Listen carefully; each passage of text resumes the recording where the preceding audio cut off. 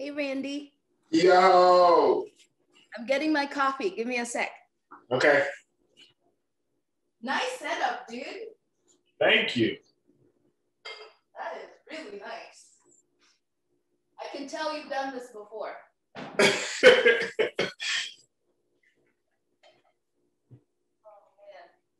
What's the dress code? I didn't even ask. Oh, the dress code is whatever.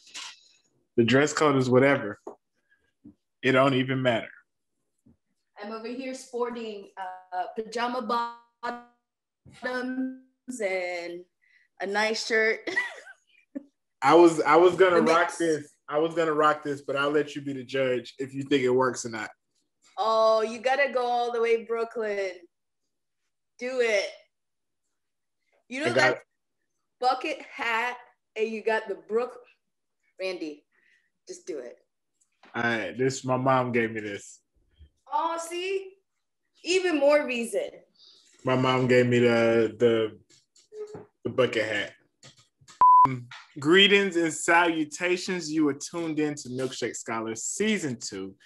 Randy Winston, your host. I said Randy Winston, your host. I'm always messing my name up. Anyway, we just gonna keep it going uncut. This is a pandemic. I don't care. Ain't nothing perfect. I am extremely happy and privileged to have on one of my best friends, Yvette Lapura. And I gotta go through this bio here because Yvette don't know. First we're gonna talk about what she told me to say, which is senior principal business analyst, which is absolutely true. And you know, Yvette's the bomb. She get the job done. And but also Yvette is a visual artist. She does some visual art on the side. She'll make her own stuff. Look at her, framed and everything. Look at that. She's also in improv. Yvette does everything. Look, Yvette, if memory serves me correctly, you started teaching yourself how to code. You taught yourself how to play the guitar. And most importantly, you were one of the only people really who read my first manuscript that I ever wrote, which was god awful, but you made it through that. I still don't, like, to this day, the better I get at writing and the more I read like books, the more I'm astonished that you and my friend David were able to finish that. I can't even finish it. See, the characters caught you. So for me, it was like, I want to know what happens to this person. Like, everything else aside, I want to know what happens. So. Okay. Fair enough. See, they're always making me feel good. Listen, so it's early. You got your coffee. And as you pointed out earlier before we got on, I got my milkshake. At 10:30 in the morning. Yo, and I picked the mason jar for you because I know you like mason jars. So I picked that just for you. You know, I noticed it. And the pot right there. I got Zion here. Envy, so I got Zion here. I was like, if I'm gonna do this in my kitchen, I gotta have Zion. I gotta have my homie. Oh, that Yo, Yvette, guess what this milkshake is? Guess what's in here? So this is a Black-owned company that I found. I believe they're local, and it's called Lotus Scoop, and it is a peach, ginger, and bourbon. I don't know if it's there it is. And it is, Yvette. The only reason why I made this at 10 o'clock in the morning is because of how good it is. And the owner was like, we're not just Black owned, we Black everything. I said, all right then, all right. It's so good. Matter of fact, it's so good that the last time I went to the store, which was this morning, I almost grabbed every flavor they had in the freezer, and I had to stop myself because it's raining outside and I got to carry all that stuff back in a brown paper bag, and I ain't want it falling all over the place. Reality hit you. You're like, oh, hold on. But it is incredible, and I'm going to try to sip on it instead of chug it like I always do my milkshakes, because when they're good, I just keep chugging, and I don't even have a straw. This is a spoon. Oh. That's how good it is. Listen, I'm trying to behave. Go into the Randy Hayes where it's like, it's milkshake time. I'm trying to behave. It's like you said, it's 10 o'clock in the morning. I'm trying to behave myself. But hey, Ginger, like, what's the name of the company? Like, are they only distributing in New York or? I don't. You know what? I have to ask them. I don't know if it's only New York. I just know that one day I rolled up in the local store and I saw this brand and I was like, I gotta try it because their flavors talk to the people. Us colored folks. And rum? They talk to us. And ginger? Yeah. I need some of this. Like, what's the name of the company? It's called Lotus Scoop. Lotus Scoop. Yep, you can find them on Instagram. They're I feel like it's made for Black folks. It's like specifically the flavors speak to Black folks, and I love that. So yeah, Lotus Scoop. If you all have not, and I do believe they deliver. They do. I don't know if they do national delivery, but if they don't and they're listening, please make it happen. Make it happen because I know some folks that'll buy it. Come on. Huh? To Atlanta. Yeah, get that to Atlanta for real. Yvette, guess what? What? So you want to know the irony in this? This is a Milkshake Scholar check-in. And guess who was the first person I ever did a check-in with? It was you. Was it? It was. I'd never done a check-in before until that summer when you were like, hey, we're going to be doing check-ins. So set up your calendars and we'll find some time to meet. And I was like, what's a check-in? And you had to like break down what we would do in the check-in and like goals and all that. So now the roles are reversed. Oh, I like that. So now it's me checking in on you. Full circle. Wait. Full circle. How's the family doing? How's everyone doing back home? Everybody's good. I've got family in Kenya. Well, now dwindling, right? In Uganda. Everybody's doing good. I think my brother's still in Uganda, well, or Rwanda. But everybody's doing good. I've got my cousin here in Atlanta. Really? Yeah, that's going well too. With the two kiddos, they got a puppy. Yes. So stuff to keep busy. But overall, I think everybody's doing good. Up in Connecticut in the snow. Yeah.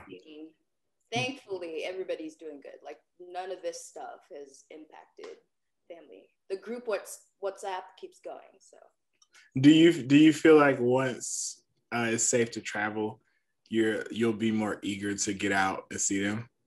Oh yeah. Like there's nothing that's more like shaking you to realize like, oh, you take that trip for granted.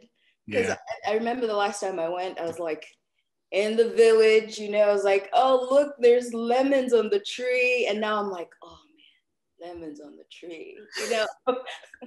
Those small things start to become really big. So I mean, at least you all have backyards and front yards down there. I took for granted Southern living. And now I'm just like, man, what it would be like to have a porch right about now. Right? And as the weather's getting warmer, you're in your concrete jungle. Well, let's scale down. Literally, I have a park across the street. It's one of the best parks in New York City. But as you know, it's a park, so everyone's out there. So you got to share the space, which means mask. But when you have your own front yard, backyard, you don't have to wear a mask. You just walk out there and set up a lawn chair. Lawn chair in the yard. Lawn chair. I mean, the best I can do is set up a lawn chair, put my ring light on, and pretend I'm at the beach or something. I don't know. Hey, it's all about how you set it up in here. So. Yeah, tell me something. So you and I have something in common in that we live that introverted life. And not to say that we're not people's people. We love being around people, but we also love our personal space and personal time. So tell me how easy it was. This is me egging you on to taunt the people that can't be introverts. Talk to me about the ease of moving into COVID life as an introvert. I'll paint the picture of my introvert self and not so introvert life, right? So for work, I was getting on a plane every Monday and traveling to the client site every single Monday, and then having to come back on Thursdays, and all those types of interactions were talk. You got to be on. So that entire week, I was just like, oh my goodness, you ate with the same people, you were in the same van, like there was no break. So when COVID hit, I mean, pretty crappy thing, but I will have to say my quality of life improved tremendously. It was so easy to slip into, oh my goodness, I can cook my own meal. I can do breakfast, I could do lunch, I could do dinner in my own time. I don't have to talk to people or be on, the entire time. It was just, I mean, it's been a world of a difference. Someone sent me a Harvard Business Review document, and there's like 2 columns. Majority of the people are like, my quality of life has just degraded. Like, it's terrible. And then there's a small minority of people who is like, my life has improved. I'm in that minority because just being able to reset, stop, has just been, And you know me, like my calendar used to be off, like just crazy. Colors here, colors there. It's like Tetris. And as soon as the pandemic hit, I was like, wait a minute. I get to be home. I can cook as much as I want. I don't have to be around people. It's been amazing. It's been, especially up here in New York, Yvette, where like if you lived here, you like your schedule. Because I know you, and I know you'll say yes to stuff, and you'll just like your calendar would be even worse because up here, it's like, hey, do you want to go grab a drink? And it's New York, so it's like it's not just going to grab a drink. It's like we're going to grab a drink on this street where all of this stuff is happening. So afterwards, we may end up stumbling into like an art exhibition. Or do you want to go to the game? And then after the game, we're going out to eat and all that. So it's like you're always moving, you're always going. And before you know it, it's Friday, you're exhausted. And Saturday is someone's birthday. So now it's like the whole weekend's gone. I'm sitting here going, oh no. My pure introverted heart, I can't. Yeah. And that meme I keep seeing everywhere where people are like, oh, I now just have to say it's COVID. I can't come because it's COVID. But it's still blowing me away that people are still doing stuff. Like, I keep trying to remember, and I'm in Georgia. So.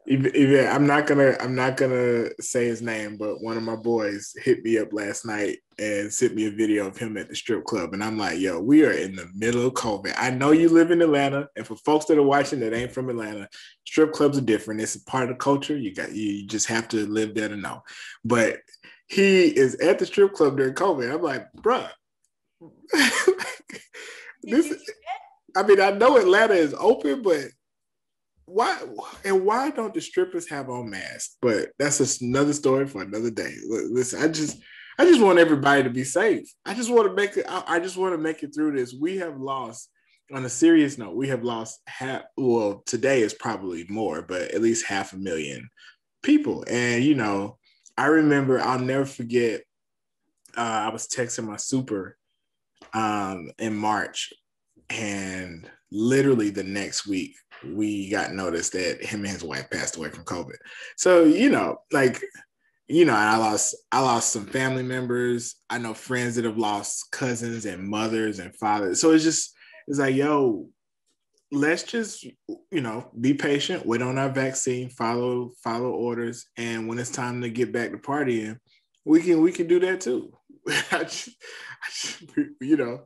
But I'm at the point now where I've accepted, and my roommate, him and I talk about this a lot. Like, you just got to accept that people are going to do what they want to do. And, so I just hope everybody makes it out of this. That's all I can say. Stay safe. That's all I can say. So Yvette, you teach yourself a lot of things, and this was pre-COVID. You'll pick up a new hobby. Is there anything you've thought about teaching yourself during COVID, or something that you have taught yourself during COVID? Let's see. I hadn't ridden a bike in a while. Okay. So that's the new thing. So you rode it. You riding a bike. Yes. And you bought the bike. Randy, it's 0 is starting point, and biker is over here. Yvette's pretty close to. Like, I go to the bike stores. I have the rack on my car. I take this thing to like bike parks and do. So that's been my COVID thing. Okay, you went all the way. All the way. I got a really cute helmet that can fit over any hair, you know? Uh-huh. So that's been my thing. I was a little wary of it because it's like, oh, it's been a while. Like, I can't do it. Oh, I'm all about it now. So that's been the thing that I had thought about and did. Uh-huh. For the other stuff, I really want to do diving, right? Ooh. But with COVID, like, where do you find the water place That's true. Can do that? That's true. So it's like just preparation for when outside is open again. Yeah. So go diving in wherever, Maldives, blah blah. Now, Yvette, if you're gonna dive, I mean, what better place to start than the Georgia Aquarium with the sharks? Oh, you're so right. You know, and Randy, that's one of those things with me. You plant that seed, and I'm like, oh, that's doable. Like, I mark it as, oh, yeah, that's something to do. Yvette, I care about you. I don't want you hurting yourself, but I'm putting it out there just in case. I am gonna look into it because who's going? And it's not the summer. Mm-mm. It's not touristy time in Atlanta. You know what, Randy?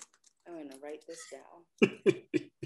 Yeah, I'm going to look up in 2 months and I'll see a video of you. I know, it's like, what did you do this past couple of months? Oh, so I dive now? Yeah, those are two things that I would love to get back to. As you know, me and bicycles don't make sense at the moment. But I'm working on it. There's an adult tricycle with my name on it. And, once I get the confidence from there, I'm going to move up. Randy, friend to friend, I'm going to say this. You don't need the 4 tires. Like, there's a way. We need to chat. There is a way. You can jump from Randy walking on his 2 feet to being on those 2 wheels. Like, you know what it is? I just need to trick my mind into believing that I have the balance that I know I don't have anymore. And maybe that'll do the trick. Yeah. Just, what is it? Have you seen those kids' bikes that don't have the... Yeah. It's like the thing, but the ones where the kids are kicking on the sides of the... Oh, yeah. Pedal-less bikes? Yeah. That's where you got to start. That's where I went. I was like, oh, let's try and remember this. And then out of nowhere, after you do it for a little while, your brain's like, put your feet on those pedals. I'm like, no, I'm not ready. And then it was just like, oh, we're back. Tell me something. So you and I talk a lot about TV and film. Mm-hmm. And we specifically, I remember at the start of the pandemic, we were watching I May Destroy You. And just, in my opinion, I feel that and I'm trying not to generalize, but I do believe that if in its entirety, Black women have made some of the best TV content in the past decade, especially recently, and it's not even close. Like, what is it that Black women filmmakers and writers are doing that you think is missing in other TV that we see? And I'm not saying that other people don't make good TV, but it's just like, you look at Regina King, for instance, and the works that she's been putting out, and it's just like, and Ava, it's almost not fair. And then I May Destroy You comes out, and I'm destroyed. Man. Like, what is it? So You know, I haven't thought about it, but what just popped in my mind was the way Black people tell stories is very descriptive. Like somebody's not going to tell you I went to the store. Yeah. At the end of that conversation, you will know what they wore, how long it took them to get into the car, what was in the car, who was on the way to the car, when they got to the store. Like there's all that description around it. But I think because of the TV we see nowadays, it's almost it's so rehearsed. So you've seen it before and you keep seeing it again and again and again. But then with these Black women, like in I May Destroy You, she internalized it. So this was a story that nobody has really looked through that lens before, and you definitely haven't seen it told like that before. So it's something like there's so much that's new, but it's not new, it's just newly exposed. How I think that the storytelling is happening. And that's why I think it makes it so good, because you step into their shoes, but it's shoes that you've never worn before. And it's just because it's not out there, you know? And that's what makes it even better, because you're like, oh, I haven't experienced this. And the way they're telling it is so different. So you just have like a magnetic attraction to it because there's nothing like it. I keep thinking about Issa Rae too. Oh my God. That TV show, I was texting you while I was watching it. Yes. Oh my goodness. And it's not that, you know, a Black girl like her in LA hasn't existed.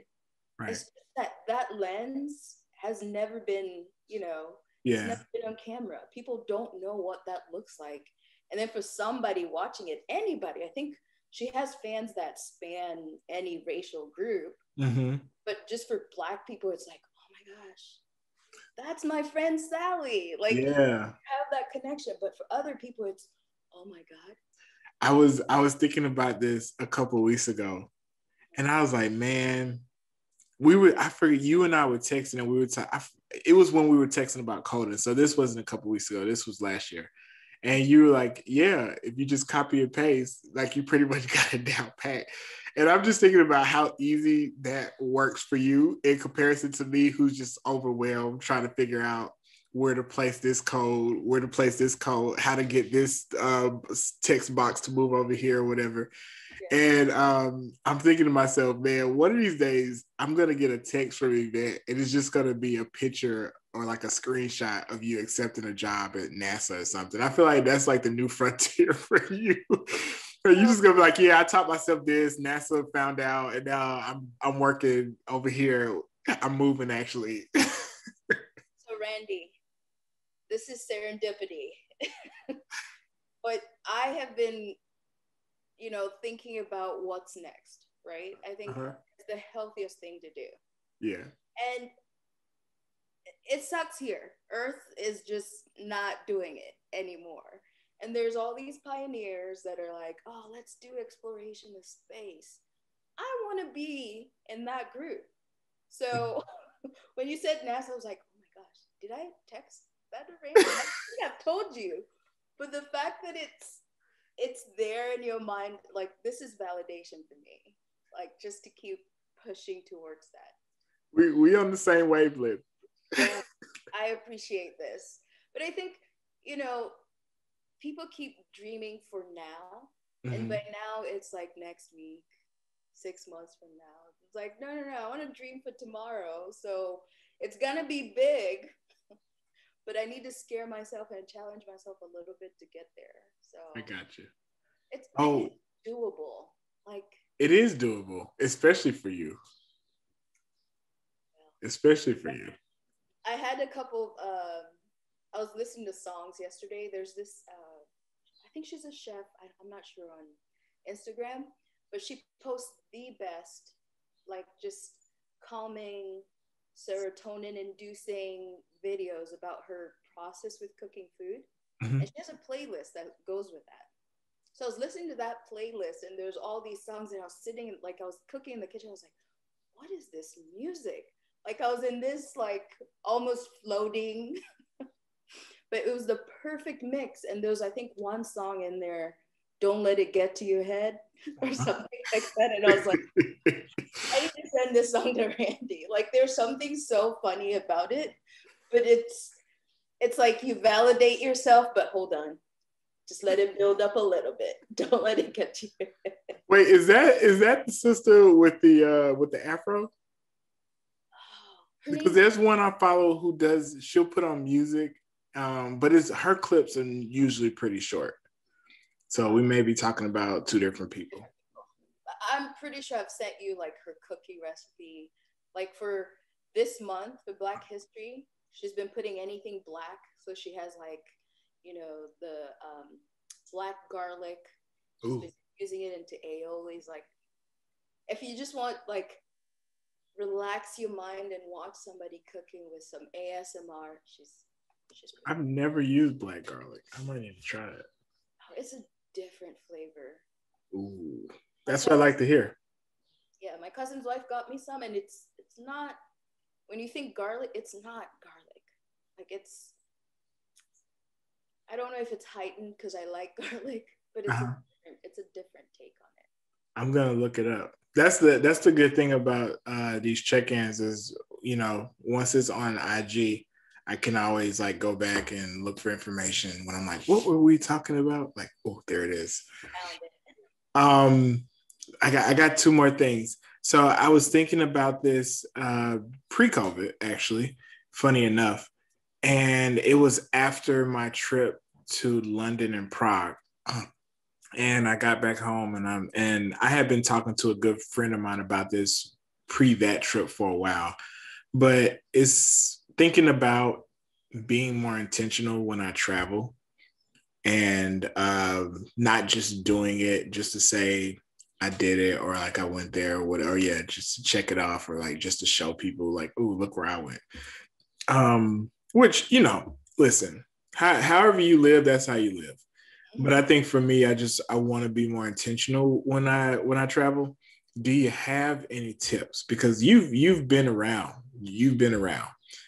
You're a vet. You're a vet at this. So, do you have any tips for someone who's looking to be more intentional about their travel? Yes. So, the first step is knowing why. Right? Why the place or why I'm traveling? Why you're traveling. Okay. Because the motivation about where you pick and what you do there is going to be based on the why. Right? Okay. If you're going for Instagram pics, you've picked the why, so you better find destinations, resorts, and all that type of thing. If you're going because you want to be like in the culture and living, that's going to change where you decide to go. And also the location of where you decide to like, you know, kind of set anchor and do stuff around. Like that changes that reason changes your decisions about where you go and then what you do. Okay. If you don't have the why, you're just going. And then you get there and you're like, I'm here. Oh, I guess I'll take a picture and show people why I'm here. Like it's mindless. You don't have an intention behind it. And the place you pick, the decision you have just don't line up. So it becomes an empty trip because you're going to be constantly searching to figure out what it is you want to do. So figure out the why. Like if it's to go into the countryside and get some alone time, that changes everything. Like I know even as you know, as I say that, I can picture like, oh, I want to go to Ireland maybe and in the moors or something like that. Like it changes the destination for you. So I gotcha. Figure out the why. It makes it more intentional, and the decisions that follow after that, where you stay, who you stay with. Maybe you want to be with an Italian family. You pick that. I want to learn about the culture. You have your why. Don't go to Milan.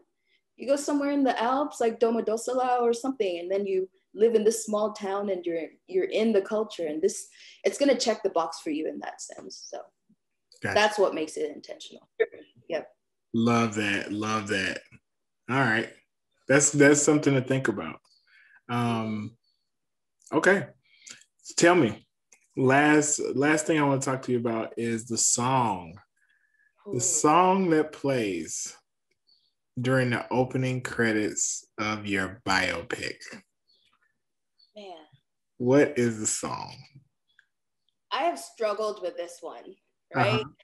I wrote down, I think, I had a napkin somewhere, and I kept sitting in the song. I was like, and trying to picture like my face and like the running credits or something, you know?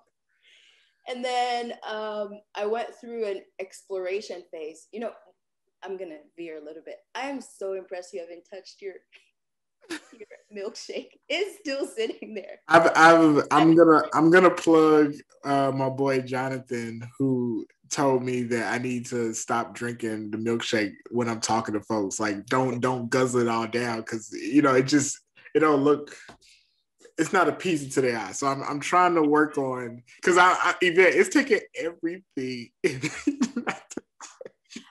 I know this. That's why I was like, wait a minute, that thing's still full. It's taking everything in me not to touch it. Every once in a while, I'll take like a peek out the corner. I'm like, oh, I really want that right now. Got that chameleon hand, like, oh, nope. And try one more time. I just noticed that. I mean, congrats, man. I've been downing my coffee. I keep looking at the image on the screen. I was like, Yvette, leave a little in there. I was like, she's not gonna notice. She's not gonna notice. Oh yeah, she knows. Man, you know how I'm detail. Like, I try and remember the details. So like, I remember I saw a piece of paper and it's behind your milkshake, and your phone is to the right of oh, I forgot your pot's name. Zion. And like, I can see the two milkshakes. Maybe strawberry, maybe mint. Wand, like I've remembered everything. So it's like I'll get interrogated later. I don't know why I pick up on all those. That's so okay. You. So songs, I kept thinking about like Acholi songs. So I'm from Uganda, right? For those that don't know. Yes. And northern Uganda has there's a lot of good songs. I mean, maybe I'm biased because I'm from there. But growing up, we always had this one artist that was like the de facto, like that's just who you listen to. Mm-hmm. And his name's, an Acholi person will tell you Joffrey or Riema. Mm-hmm. It's Joffrey. It's Geo, so maybe it's Joffrey. Yeah. I mean, the accent's coming in now, so I don't know. Don't trust what I'm saying. But he has this song, and it's called Pili Wango Ia. Uh-huh. And it's a song about like my heart yearns for you. But in my mind, I was like, oh, that's like spanning across different things. Like you can make the it be, a goal that you're working towards, like a good meal, or like my heart is yearning for that, or as the introvert, alone time, Oh, so I think that was like a good song for me. I kept thinking about it. I was like, oh yeah. And it has a good beat to it. Like it's different, unusual instruments. And so that would be the one. Yvette, where in your life would the picture start?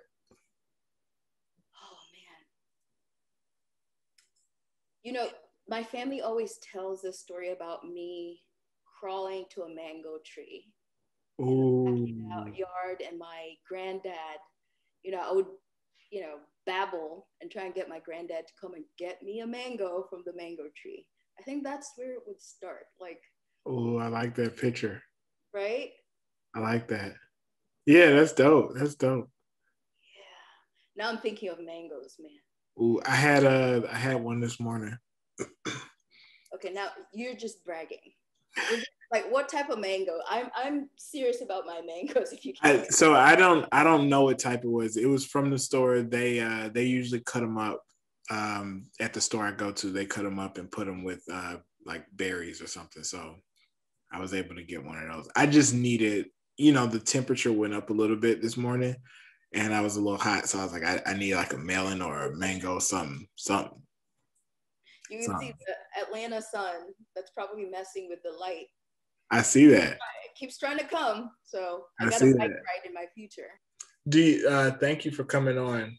Do you have anything you want to plug, whether it's your stuff or an organization that people should be donating to or looking out for? Anything, really. So if you're in Atlanta, the Atlanta Food Bank always needs stuff. They always need volunteers. They're practicing social distancing. So they have people that are organizing the food. Everything's really laid out, but there haven't been a lot of donations lately. So in the Atlanta area, the food bank needs some help. So feel free to drop some cans off. I don't know if they're doing money things, but I've just been volunteering, doing sorting of food. So, thank you so much for coming on. Got it. Thank you for having me. Like, I'm glad this is a check-in because in my former self, it would have been a panic. But this is truly like, oh, we're just catching up. I feel we're just catching up. This is the best way, I think, for me. And I can only speak for myself, but this is the most meaningful way for me to be engaged with social media. I don't know that I could just put anything else out there. So yeah, that's what I'm doing. I'm just talking to friends, catching up.